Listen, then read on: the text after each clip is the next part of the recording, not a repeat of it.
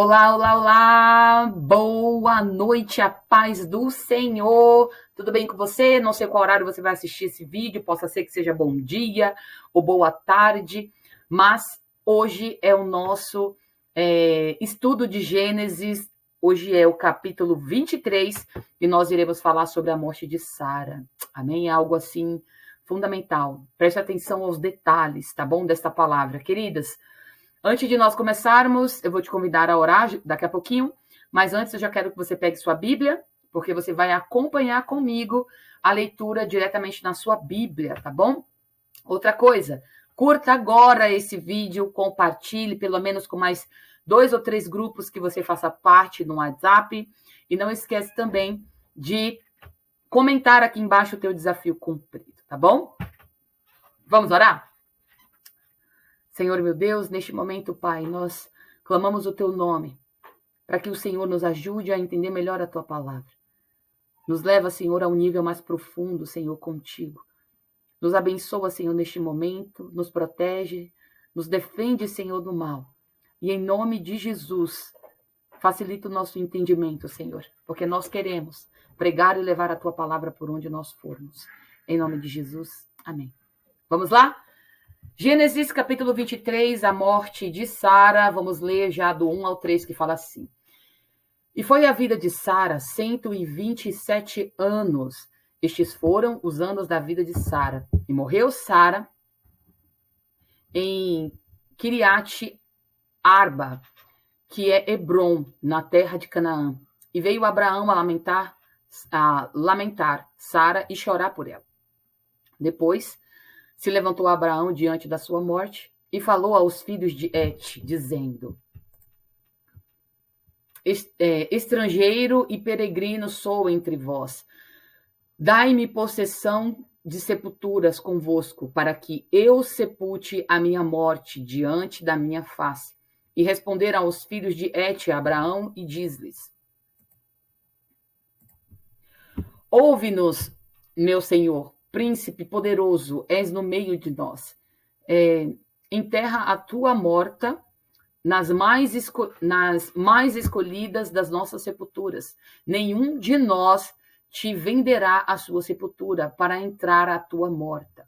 Então se levantou Abraão, inclinou-se diante do povo da terra, diante dos filhos de Et, e falou com eles, dizendo-se: é de vossa vontade que eu sepulte a minha morte de diante da minha face. Ouve-me a falar por mim e por mim a Efron, filho de Zoar, que ele me dê a cova de Macpela, que ele tem no fim do seu campo, que me dê pelo devido preço em herança de sepulcro ao meio de vós. Presta atenção, porque Abraão, ele não queria nada de graça. Por que será que ele não queria? A palavra de Deus fala que é muito bom, que não é para a gente pedir emprestado. É melhor a gente ter para a gente emprestado do que pedir emprestado. Então, pedir emprestado é algo que, gente, é uma dor de cabeça terrível no futuro.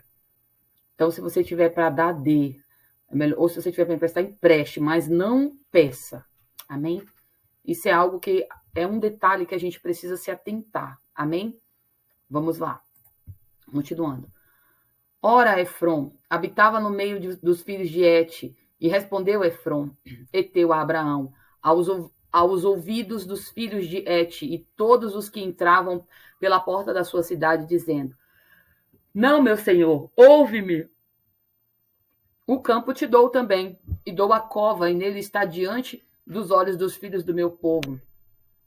Tá, te dou e sepulta a tua morta. Eles insistindo, né? Então Abraão se inclinou diante da face do povo da terra e falou a Efron, aos ouvidos do povo da terra, dizendo: mas, se tu estás por isto, ouve-me. Peço-te o preço do campo e peço-te o preço do campo, toma-o de mim e sepultarei ali, e te darei. Toma-te de mim e sepultarei ali a minha morta. E respondeu Efron a Abraão, dizendo-lhes: meu senhor, ouve-me, a terra é de 400 ciclos de prata, que é isto entre mim e ti? Sepulte a tua morta.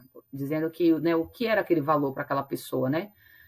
Porque eles eram falando assim sobre questão de amizade, de aliança, então ele queria doar aquela terra para que a Sara ela fosse enterrada. Só que Abraão ele não queria a terra doada ou emprestada, ele queria comprar, ele não queria dever.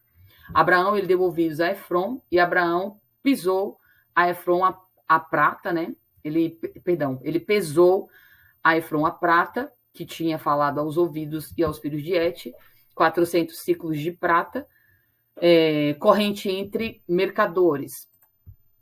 Assim, o campo de Efron, que estava em Macpela, em frente ao Maré, né, que é o campo na cova nele estava, e todo arvoredo que no campo havia, que estava em todo contorno ao redor, se confirmou a Abraão em possessão diante dos olhos dos filhos de Et, ou seja, com testemunhas, né?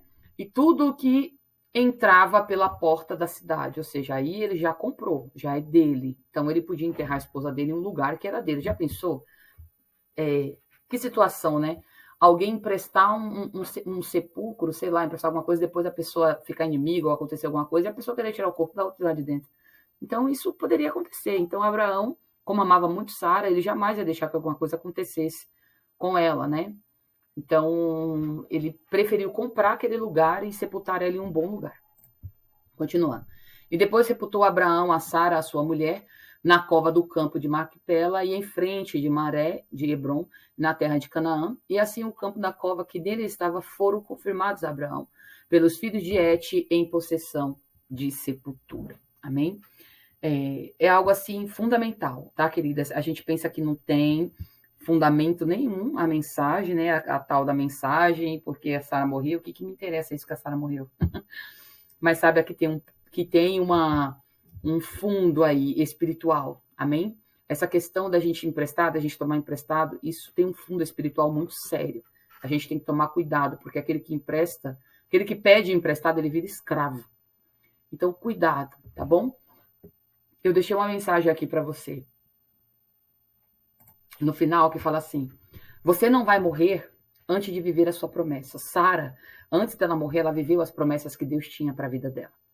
Amém? Ela teve Isaac, ela deu de mamar Isaac, era o filho da promessa, ela teve riquezas com Isaac, né? Por onde ela passou, por onde ela peregrinou, junto com Abraão, perdão, ela teve riquezas.